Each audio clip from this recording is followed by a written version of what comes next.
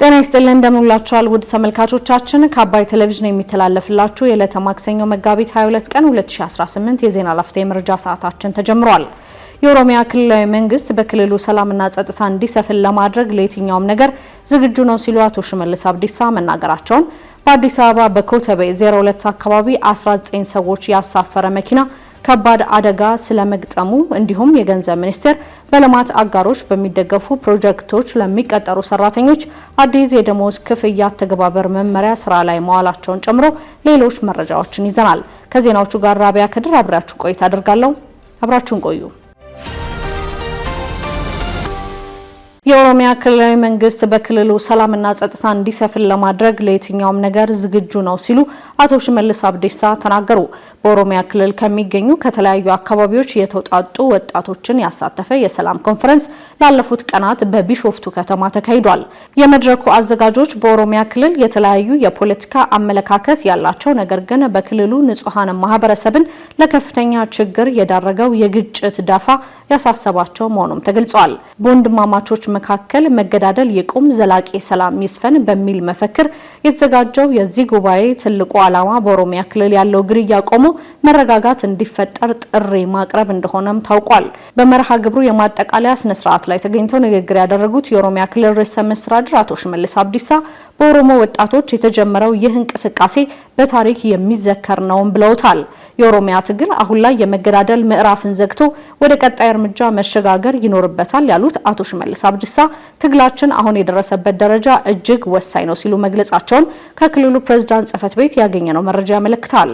ርዕሰ መስተዳድሩ በአሁኑ ወቅት ለኦሮሞ ታገላለሁ የሚል የትኛውም የፖለቲካ ድርጅት ህዝቡን በትምህርት ማብቃትና ጠንካራ ስርዓት መገንባት ላይ ማተኮር ይጠበቅበታል በማለትም አብራርተዋል። አቶ ሽመልስ የኦሮሚያ ክልላዊ መንግስት በክልሉ ሰላም ጸጥታ እንዲሰፍን የሚችለውን ሁሉ ለማድረግ ዝግጁ ነው ማለታቸውንም ዘገባው አመልክቷል። የኦሮሞን ህዝብ ቀዬ ወደ ሰላም ለመመለስ መንግስት ለየትኛውም ነገር ዝግጁ ነው ያሉት ርዕሰ መስተዳድሩ ይህም ከሰላማዊ መንገድ ውጭም አይጠናቀቅም ብለዋል። ወንድማማቾች መገዳደል የለባቸውም፣ የመሳሪያ ድምጽ መዘጋት አለበት ሲሉም አክለው ተናግረዋል። በአዲስ አበባ በኮተቤ 02 አካባቢ 19 ሰዎች ያሳፈረ መኪና ከባድ አደጋ ደረሰበት። በአዲስ አበባ ከተማ የካ ክፍለ ከተማ 02 ልዩ ስሙ አንቆርጫ ተብሎ በሚጠራ ቁልቁለት መንገድ ላይ ዛሬ ረፋድ ላይ በደረሰ የትራፊክ አደጋ በሰዎችና በንብረት ላይ ከፍተኛ ጉዳት ደርሷል።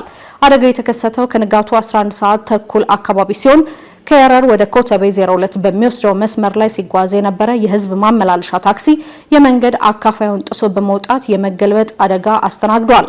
የአዲስ አበባ ትራፊክ ማኔጅመንት ባለስልጣን የካ ቅርንጫፍ ጽህፈት ቤት ስራ አስኪያጅ አቶ ተክሌ ካሳይ እንደገለጹት ተሽከርካሪው በወቅቱ ከተፈቀደለት የሰው ቁጥር በላይ 19 ተሳፋሪዎችን ጭኖ ይጓዝም ነበር ብለዋል።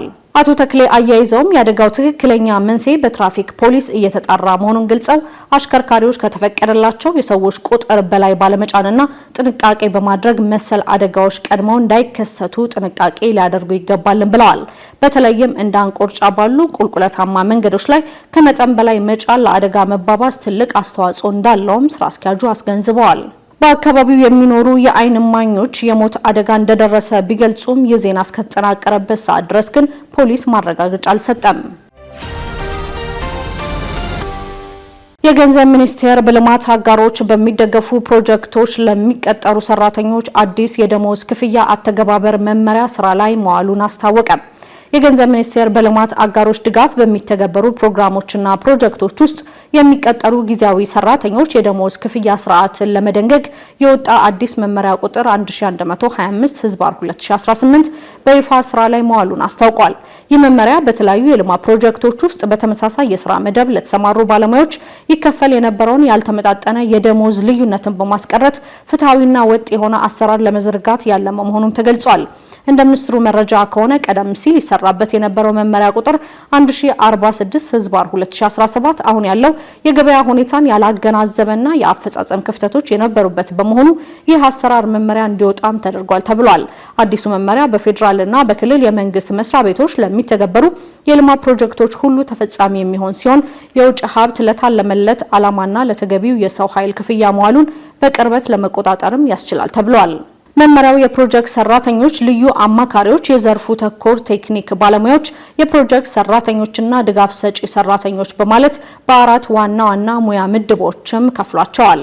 ለእያንዳንዱ ምድብ ከደረጃ 1 እስከ 22 ድረስ ያለ የደሞዝ ስኬል የተዘጋጀ ሲሆን ማንኛውም ቅጥርና የደሞዝ ውሳኔ በዚህ ስኬል መሰረት ብቻ እንደሚፈጸምም ታዟል። ይህ በአንድ ፕሮጀክት ውስጥ ከፍተኛ ደሞዝ በሌላው ደግሞ አነስተኛ ደሞዝ የሚከፈልበትን አድሏዊ አሰራር ሙሉ ለሙሉ ያስቀራልም ተብሏል።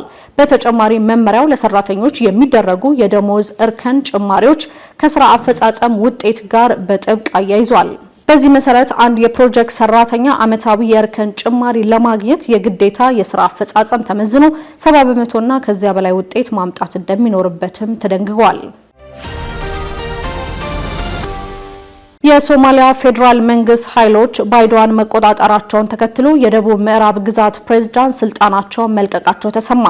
የሶማሊያ ደቡብ ምዕራብ ግዛት ፕሬዝዳንት አብዱልአዚዝ ሐሰን መሐመድ ላፍታ ጋሪን የፌዴራል ጦርና ተጓዳኝ የታጠቁ ቡድኖች ባይዶዋን መቆጣጠራቸውን ተከትሎ ትናንት ሰኞ መጋቢት 21 ቀን 2018 ስልጣናቸውን መልቀቃቸውን አስታውቀዋል። በባይዶዋ በነበረው ግጭት ቢያንስ የሁለት ሰዎች ህይወት ሲያልፍ 25 ሌሎች ሰዎች ቆስለዋል። ላፍታ ጋሪ በይፋዊ የፌስቡክ ገጻቸው ባወጡት አጭር መግለጫ መልቀቂያቸው ወዲያውኑ ተግባራዊ እንደሚሆንም ገልጸዋል። ሆኖም ስለ ውሳኔው ዝርዝር ማብራሪያ ያልሰጡ ሲሆን በአሁኑ ወቅትም የት እንደሚገኙ የታወቀ ነገር የለም። በትናንትናው ዕለት የሶማሊያ ብሔራዊ ጦር ኃይሎች ከታጠቁ ሚኒሻዎች ጋር በመሆን ወደ ባይዶዋ የገቡ ሲሆን የፖሊስ ጣቢያውና ዋና ዋና የንግድ ማዕከላትን ጨምሮ ቁልፍ ተቋማት መቆጣጠራቸውን ተዘግቧል። ለላፍታ ጋሪን ታማኝ የሆኑ የክልሉ ኃይሎች ከተማዋን ለቀው መውጣታቸው የተገለጸ ሲሆን አውሮፕላን ማረፊያውንና የፕሬዝዳንቱን ጽሕፈት ቤት ጨምሮ ስትራቴጂካዊ ስፍራዎች በአፍሪካ ሕብረት የሚመራው ኃይል ጥበቃ ስር እንደነበሩ ትናንት መዘገቡም ይታወሳል። የፕሬዝዳንቱ መልቀቅን ተከትለው የደቡብ ምዕራብ ግዛት የፋይናንስ ሚኒስትር አህመድ መሐመድ ሁሴን ተጠባባቂ ፕሬዝዳንት ሆነው ተሰይመዋል። ይህ የስልጣን መልቀቂያ የወጣው ላፍታ ጋሪን በክልሉ ምክር ቤት በድጋሚ በተመረጡ በሁለተኛው ቀን ሲሆን ምርጫው በፌዴራል መንግስቱ ውድቅ መደረጉ በሞቃዲሾና በክልሉ መካከል የነበረውን ፍጥጫ ይበልጥ አክሮታል። እስራኤል ጦርነቱ ከግማሽ በላይ መከናወኑን ስትገልጽ ትራምፕ በኢራን የኃይል ማመንጫዎች ላይ ጥቃት ለመፈጸም በድጋሚ ዛቱ። በሌላ በኩል የኢራን ውጭ ጉዳይ ሚኒስቴር ቃል አቀባይ ከአሜሪካ ባለስልጣናት ጋር ምንም አይነት ድርድር እየተካሄደ አይደለም ሲሉ በድጋሚ አስተባብለዋል። እንዲሁም የኢራኑ የፓርላማ ኮሚቴ በሆርሙዝ የባህር ወሽመጥ ላይ በሚተላለፉ መርከቦች ላይ ቀረጥ ለመጣል ያረቀቀውን ሕግ አጽድቋል። ዳሩሰላም ተሾመ እንደሚከተለው ዝርዝሩን ታስደምጠናለች። አብራችሁን ቆዩ። እስራኤል ጦርነቱ ከግማሽ በላይ መከናወኑን ስትገልጽ ትራምፕ በኢራን የኃይል ማመንጫዎች ላይ ጥቃት ለመፈጸም በድጋሚ ዛቱ። የእስራኤሉ ጠቅላይ ሚኒስትር ቤንያሚን ኔታንያሁ ጦርነቱ ከግማሽ በላይ መከናወኑን ሲገልጹ፣ የአሜሪካው ፕሬዝዳንት ዶናልድ ትራምፕ በበኩላቸው በኢራን የኃይል ማመንጫዎች ላይ ጥቃት ለመፈጸም አሁንም በድጋሚ መዛታቸውን ቀጥለዋል። ኔታንያሁ ለአንድ የአሜሪካ ቴሌቪዥን ጦርነቱ በእርግጠኝነት ከግማሽ በላይ ተከናውኗል ካሉ በኋላ የኢራን እስላማዊ ሪፐብሊክ ከውስጥ መውደቁ አይቀርም ማለታቸውን ኤኤፍፒ የዜና ወኪል ዘግቧል።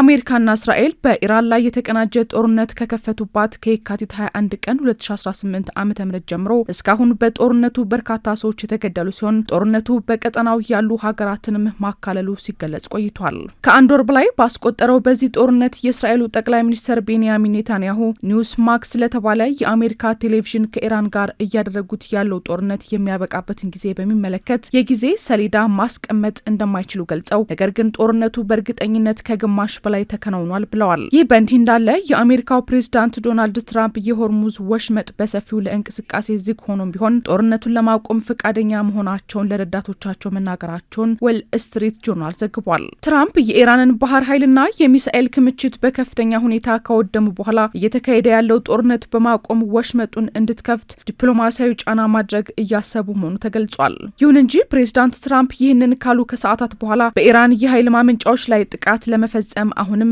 በድጋሚ መዛታቸው ተገልጿል። በሌላ በኩል የኢራን ውጭ ጉዳይ ሚኒስትር ቃል አቀባይ ከአሜሪካ ባለስልጣናት ጋር ምንም አይነት ድርድር እየተካሄደ አይደለም ሲሉ በድጋሚ አስተባብለዋል። ቃል አቀባዩ እስማኤል ባቃአይ ጦርነቱ የተካሄደባቸውን ጊዜያት በመጥቀስ ኢራን በእነዚህ 31 ቀናት ውስጥ ከአሜሪካ ጋር ምንም አይነት ንግግር አላደረገችም ሲሉ ማስተባበል አስተባብለዋል። ቃል አቀባዩ አክለውም አቋማችን በጣም ግልጽ ነው። የአሜሪካ ወታደራዊ ጥቃትና ወረራ በተጠናከረበት በዚህ ወቅት ጥረታችንና አቅማችን የኢራንን ማንነት ማስጠበቅ ላይ ያተኮረ ነው። ከአንድ ዓመት ባነሰ ጊዜ ውስጥ በዲፕሎማሲ ላይ ከአንዴም ሁለቴ በአሜሪካ የደረሰብን ክህደት አንረሳውም ብለዋል። በተጨማሪም የኢራን የፓርላማ ኮሚቴ በሆርሙዝ የባህር ወሽመጥ ላይ በሚተላለፉ መርከቦች ላይ ቀረጥ ለመጣል ያረቀቀውን ሕግ አጽድቋል ሲል የእስላማዊ አብዮታዊ ዘብ አጋር የሆነው የፋርስ የዜና ወኪል ዘግቧል። የብሔራዊ ደህንነት ኮሚሽን አባል የሆነ ሰው እቅዱ መጽደቁን ማረጋገጣቸው የተገለጸ ሲሆን ይህም የአሜሪካና የእስራኤል መርከቦች በባህር ሰላጤ ውስጥ እንዳይንቀሳቀሱ የሚያግድ ነውም ተብሏል። በእቅዱ መሰረት በኢራን ላይ በተጣሉ ማዕቀቦች የተሳተፉ ሌሎች ሀገሮችም እንዲሁ በወሽመጡ በኩል እንዳያልፉ ይከለከላሉ የተባለ ሲሆን አዲሱ የክፍያ ስርዓት ኢራን ከኦማን ጋር በመተባበር ተግባራዊ እንደምታደርገው የመንግስት ቴሌቪዥኖችም ዘግበዋል። ከዓለም የነዳጅ ዘይት ውስጥ 20 በመቶ የሚሆነው የሚተላለፈው አብዛኛውን ጊዜ በኢራንና በኦማን መካከል በሚገኘው በዚህ ጠባብ መተላለፊያ በኩል ቢሆንም ጦርነቱ ከተጀመረበት ጊዜ ጀምሮ በዚህ በኩል የሚደረጉ የመርከብ ጉዞዎች 95 በመቶ መቀነሳቸውን የባህር ላይ ደህንነትን የሚከታተለው ኬፕለር አስታውቋል። የተለያዩ መረጃዎችን ያደረስንበት የዕለቱ የዜና ላፍታ የመረጃ ሰዓታችን የተከታተላችሁትን ይመስል ነበር። ውድ ተመልካቾቻችን አብራችሁን ስለነበራችሁ ደግሞ ከልብ እናመሰግናለን። በያላችሁበት መልካም ቀን